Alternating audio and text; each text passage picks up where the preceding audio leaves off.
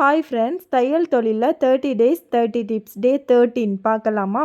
நம்ம வந்து ப்ளவுஸு, சுடிதார் இந்த மாதிரிக்கு உள்ளதுக்கெலாம் நம்ம வந்து பின்னாடி நாட்டு கெட்டு வந்து ஸ்டிச் பண்ணுவோம். இதை வந்து லூப் டர்னர் வச்சு நம்ம எப்படி ஈஸியான மெத்தடில் நம்ம வந்து டர்ன் பண்ணி எடுக்கலான்னு பார்க்கலாம்.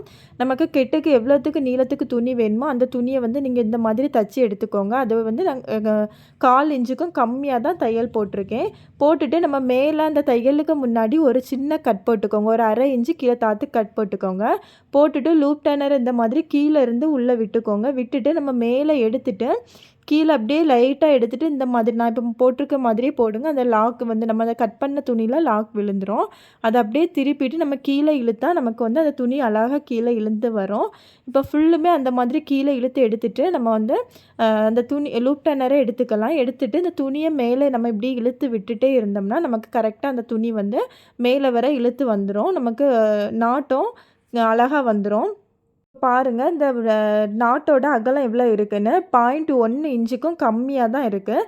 நம்ம இந்த மாதிரி ஈஸியான மெத்தடில் அழகாக நமக்கு எவ்வளோத்துக்கு அகலம் வேணுமோ அந்த அகலத்துக்கு நம்ம வந்து லூப் டர்னர் வச்சு டர்ன் பண்ணி எடுத்துக்கலாம். அந்த டிப்ஸ் பிடிச்சிருந்தா லைக் பண்ணுங்கள். தேங்க்யூ.